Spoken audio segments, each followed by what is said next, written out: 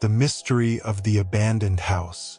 I grew up in a small town where everyone knew everyone. But there was one place that gave us the creeps. The abandoned house on the main street. The house was huge, with broken windows and hanging doors. It was said that it had been built by a rich man who went mad after losing his family. My friends Carlos and Pedro and I decided to explore the house one night. We climbed in through the broken window and found ourselves in a dark, dusty room.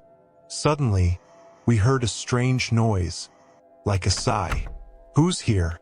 I asked, trying to hide my fear. "It's no one," Carlos replied, but his voice was shaking.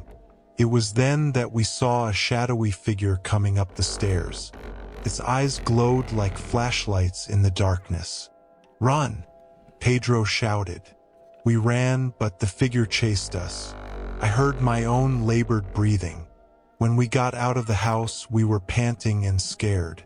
I never spoke about that night again. Until now. The ghost of the old bridge. I always avoided the old bridge in town, especially at night. It was said to be haunted by the ghost of a woman who drowned in the river.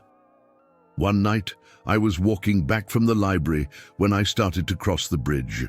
The wind was howling and the lanterns were hanging, creating eerie shadows. Suddenly, I saw a female figure in the distance. Her white dress was billowing in the wind. I approached, feeling a shiver. She turned around, revealing sad, empty eyes. She whispered my name, John ... I froze. She reached out her hand and I felt an intense cold. I woke up with a scream. I was alone on the bridge, but when I looked down, I saw a message in the water. "I'm waiting for you." The legacy of the forgotten cemetery. I have always been drawn to the forgotten cemetery on the outskirts of town. It was said to be cursed. One night, I decided to explore it. The moon lit up the moss-covered tombstones. I found a tombstone with my name on it. John died in 2002. I froze. How was that possible? I was alive. Suddenly, I heard a voice. "You are already here, John." I turned around, but there was no one there. The voice seemed to come from every direction. I ran, but the tombstones seemed to move. When I left the cemetery, I was out of breath. The next day, I received a package with a photo of me next to the tombstone.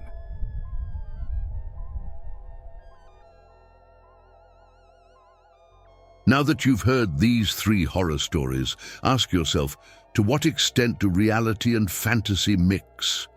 The abandoned house, the old bridge, and the forgotten cemetery are common places in our city. But do we really know what's hidden in them?